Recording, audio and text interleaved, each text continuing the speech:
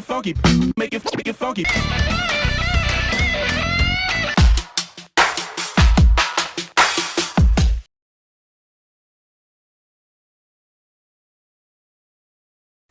O que faz o Triolé ter a relevância cultural para a cidade de Londrina, na visão de vocês? A gente tá aqui tentando responder essa primeira pergunta, difícil. É difícil a gente se atribuir uma relevância, uma importância, né? É complicado, mas tem coisas que eu vejo no nosso trabalho, que eu gosto. A gente é bastante questionador, de uma maneira geral, assim. Questionador no como fazer. A gente é muito rígido em algumas escolhas de fazer, de alguns caminhos, não importa que eles sejam mais compridos e mais difíceis. Não sei se a gente faz muito diferente, mas eu acho que a gente a gente é muito fiel a essa escolha, assim, de fazer aquilo que a gente acredita, não necessariamente. Enfim, não necessariamente por ser mais fácil, nem sempre a gente escolhe o caminho mais comercial. O que no fazer artístico às vezes traz a dificuldade da venda, né, e do financeiro, que já é difícil na nossa área. A gente, enfim, a gente escolheu, a gente questiona o lugar onde a gente está, onde a gente vai se apresentar, por quê.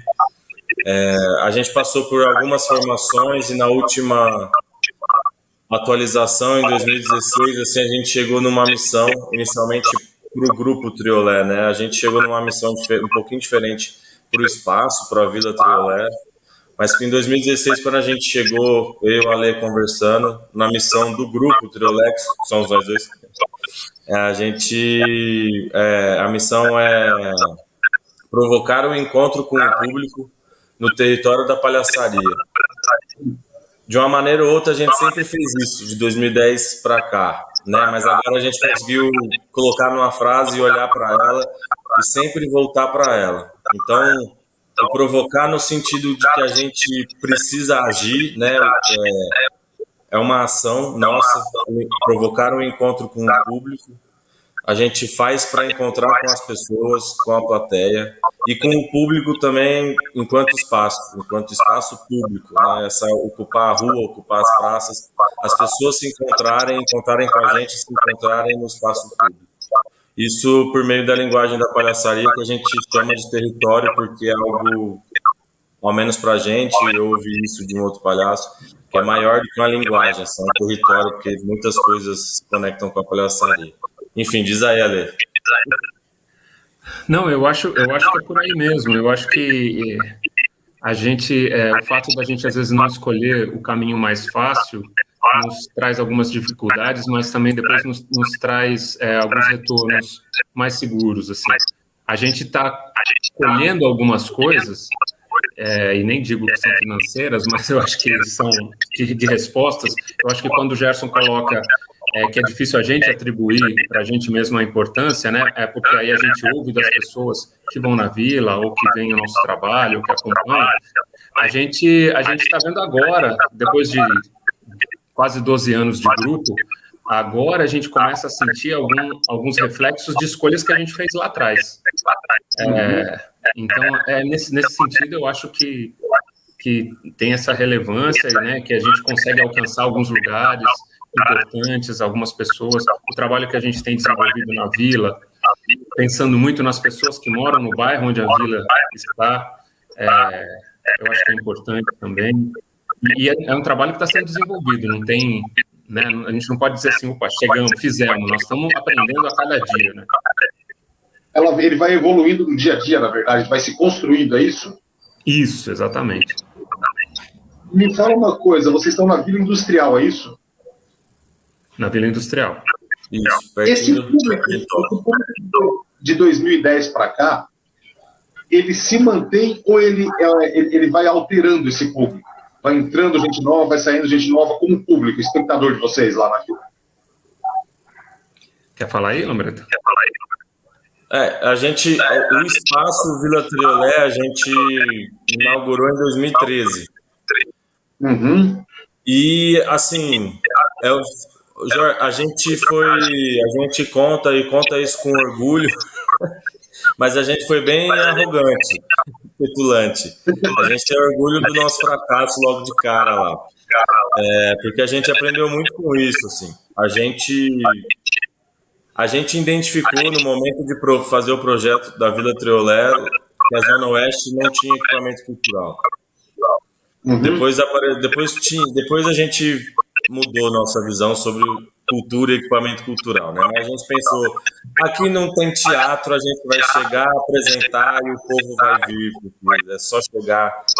E não é, né? A gente, logo na primeira apresentação, as crianças da rua foram assistir a gente, as crianças já estavam interagindo com a gente ali, tocando a campainha, saindo correndo, já numa brincadeira legal, mas na hora que elas foram assistir, a gente estava no território deles, né? E não vem a arte, chegou, pobres mortais, né? Uhum. E aí logo a gente aprendeu isso na prática, a gente foi se conectando, fazendo a leitura, né? De 2013 para cá, por exemplo, muitas dessas crianças que moravam na rua iam assistir, iam participar de oficinas com a gente, mudaram ou cresceram, já não são mais crianças, então esse público mudou. Agora, depois da pandemia, a gente fez algumas ações, mesmo com a pandemia acontecendo, né? A gente entregou cartas escritas à mão pela gente mesmo. A gente falou como a gente mantém uma conexão com esse espaço. E a gente voltou a ter apresentação em novembro agora de 2021. E a gente viu muita cara nova lá do bairro mesmo. Então, o público mudou. A gente vê que tem um perfil, principalmente de 2017 para cá, a classe artística entendeu que a Vila Triolé era um espaço possível de apresentação e de treinamento e de pesquisa. Isso trouxe um público já ligado à própria cultura londrinense, né, de pessoas que não necessariamente são do bairro. Mas a gente também, aos poucos, foi conseguindo uma conexão com as pessoas do bairro. O entendimento do melhor horário para ter apresentação, o entendimento de que é melhor a gente fechar a rua e apresentar lá na frente do que fazer lá dentro. Mas agora as pessoas que começaram a assistir na calçada já sabem que lá dentro também é um espaço possível para assistir e é legal e tudo mais, enfim. Foi esse movimento. Tá. E me fala uma coisa, essa interação com o pessoal do entorno ali de onde vocês estão, me diz uma coisa, como que o Triolé atua como agente transformador da cultura na vida do cidadão? Isso é difícil. A gente... Não tem pergunta fácil hoje. Não tem, não. Mas a gente busca isso nessa relação com as pessoas ali do bairro. A gente pensa na nossa programação, principalmente quando a gente faz uma programação artística, a gente pensa nas pessoas que moram ali. Como se comunicar com essas pessoas? Primeiro, a gente precisa que elas venham. Para que a gente possa ser um agente transformador, a gente precisa que elas venham e que elas sintam que o espaço pertence a elas. Eu acho que com uma parte do público, uma parte até dos artistas, como o Gerson colocou, artistas hoje que veem o espaço como um espaço onde ele pode criar o espetáculo dele, onde ele pode estrear, onde ele pode fazer uma pequena temporada. Isso já né, já de certa forma está transformando. Mas mais do que isso, a gente tem muito a vontade de alcançar as pessoas que moram próximo. Essas pessoas têm que estar ali. Uma das maneiras que a gente tem buscado, aí o Gerson até colocou, né? Agora na pandemia a gente fez ações de escrever carta, de manter essas pessoas, de dizer, olha, nós estamos aqui, estamos fechados, a gente não pode receber ninguém, mas nós estamos aqui. E agora, eu ia falar depois da pandemia, mas ela não acabou ainda, né? Mas em que a gente pode fazer pelo menos espetáculos do lado de fora com um pouco mais de tranquilidade, a gente está se programando para, começamos isso nesse último domingo, a todo domingo ter espetáculo ligado à palhaçaria ou ao circo às 7 horas, que é um horário que a gente já entendeu que as pessoas vêm, as famílias vêm, crianças, adultos, né? A gente fecha a rua fechar a rua também é uma ação em que você tira as pessoas do conforto e as pessoas têm que se perguntar o que está acontecendo ali, né? Então, acho que tudo isso é parte dessa transformação também. Vocês falaram que a pergunta é difícil, vocês responderam até a terceira pergunta já, porque a terceira pergunta é o seguinte, na visão de vocês, como que vocês acham que a arte, o Triolet em si, nesse período de pandemia, pós-pandemia, que a gente está na transição dela ainda, não sabemos se passamos já ou não, para onde caminha essa arte? Como ela vai caminhar agora, na visão de vocês? Fala aí, Ale.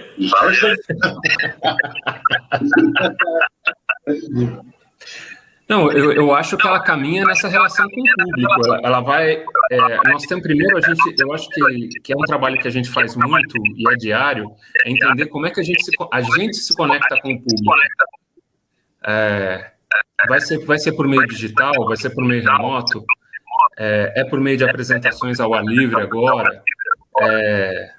Como a gente traz, como a gente faz esse público vir. Agora, eu acho que vai ter um pouquinho dessa mescla, né? Eu acho que tem um público ainda que está ligado no espaço remoto e está forte, a gente percebeu o potencial que é isso para o trabalho da arte. Ao mesmo tempo, a gente potencializa o trabalho ao vivo, olho no olho, que é importante também, né? Eu acho que é um pouquinho por aí. Eu acho que muita coisa vai. Eu acho que a gente já nadava contra uma corrente, a gente que faz presencialmente, contra um afastamento do público dele próprio, assim. O streaming, né, as plataformas, o conforto, a insegurança em alguns lugares, né. É mais fácil assistir coisa de casa, os condomínios fechados. A gente já era uma corrente, assim, que sei lá, talvez eu seja muito. Minha visão seja muito própria do nosso trabalho, assim, mas eu acho que a gente já nadava e eu acho que o digital, depois da pandemia, vai ficar. Não tem como não. Mas eu acho que a gente viu que há espaço e há uma vontade para o encontro. Talvez seja uma fé, uma esperança nossa, contamine a nossa visão, mas a gente viu que há muita gente e há uma necessidade de se encontrar. As pessoas estão se encontrando, se começaram a se encontrar mesmo quando não deviam, né, por uma necessidade, uma vontade. E a gente, algumas ações que a gente vem fazendo, a gente tem encontrado um público com muita vontade de estar com a gente, não também com a gente também, mas estar em uma atividade presencial, vendo e vivendo aquele encontro. Filo 2022, como que é essa história?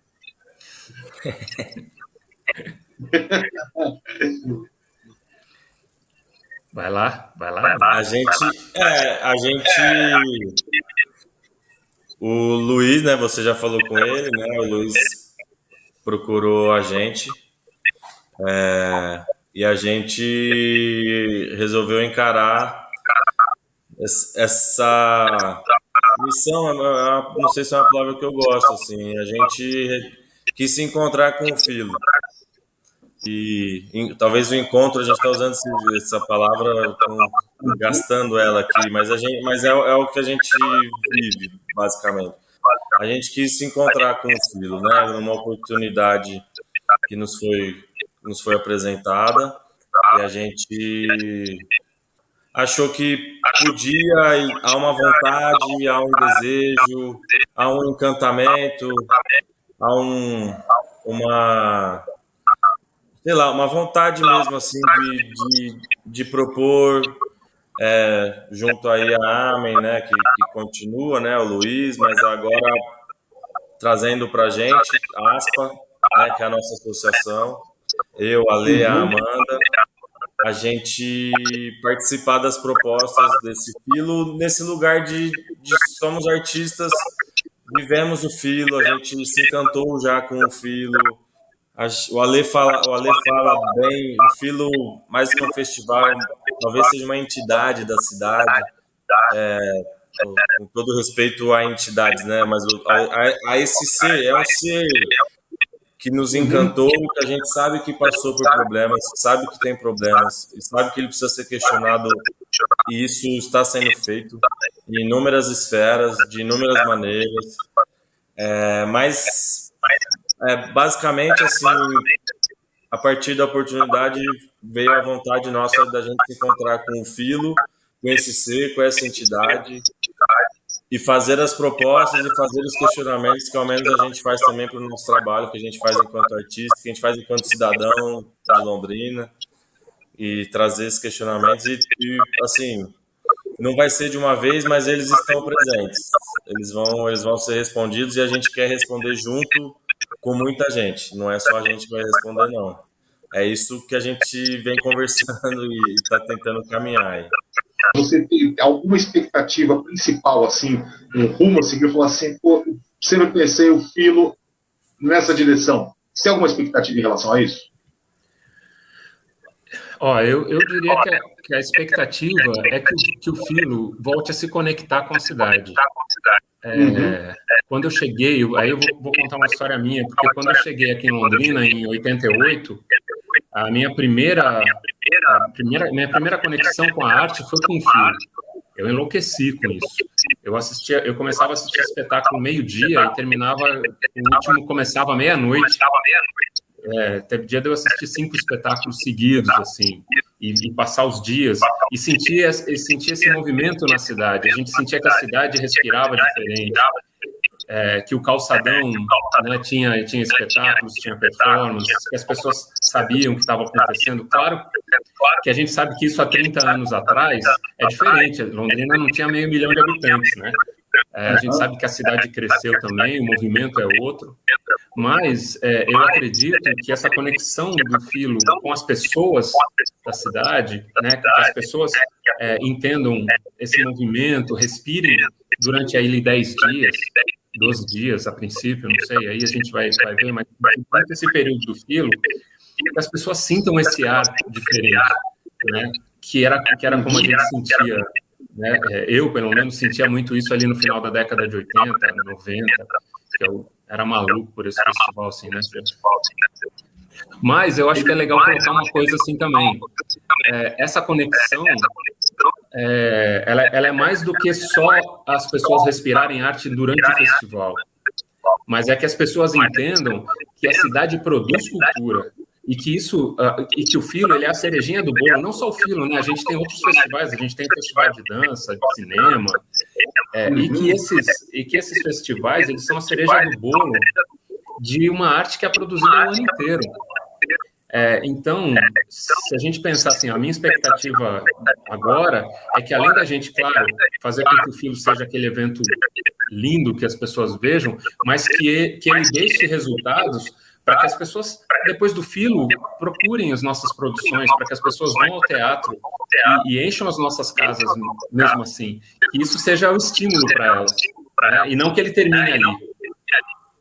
Eu tenho muita expectativa de que ele seja um elemento estruturante dessas relações, da cultura londrinense, de toda a cultura londrinense, de tudo que do que pode vir e do que pode sair daqui, né? Pode ser produzido, que pode ser trazido, pode ser somado, misturado.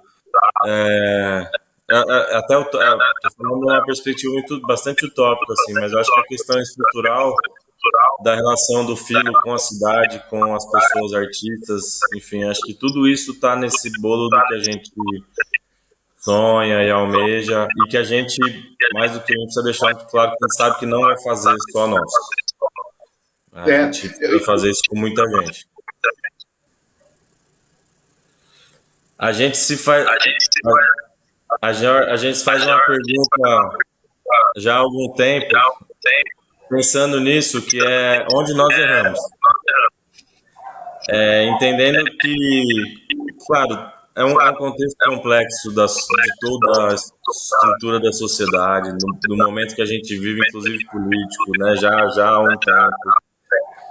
Mas a gente acredita que a gente teve uma parcela, em algum momento, que causou uma parcela, não de culpa, uma parcela de responsabilidade nesse afastamento, nessa quebra, nessa falta de relação, usando de novo nesse desencontro, a gente enxerga isso de alguma maneira e busca também se questionar, desde Triolé, o grupo Triolé, o espaço Vila Triolé, e agora trazer esse questionamento para o Filo, né? Inclusive a gente apresentou isso quando a gente se encontrou com o Filo. O Filo precisa questionar onde o Filo errou, a gente Triolé precisa questionar onde a gente errou, não numa relação de culpa, né? Não, mas uma coisa de responsabilidade, de entender que ativamente a gente pode fazer algo para encontrar, para encurtar essa distância. Isso precisa ser feito. Gente, muito obrigado pela participação. Mais uma vez, eu reitero, estou muito feliz pessoalmente com vocês no Filo. Fico muito feliz também da Vila Triolé existir aí, rapaz, chegando a periferia, que muitas vezes é esquecida, né? Muito feliz pela participação de vocês. Simeone, muito obrigado. Gerson, obrigado de coração pela participação. Eu que agradeço, Jorge. Obrigado mesmo pelo convite. Viu? Eu também agradeço muito, gente. Obrigado, Jorge. Valeu, obrigado pelo espaço aí, por estar feliz com a gente. E a gente está feliz de conhecer agora também. Obrigado, gente. Valeu. Valeu, até mais.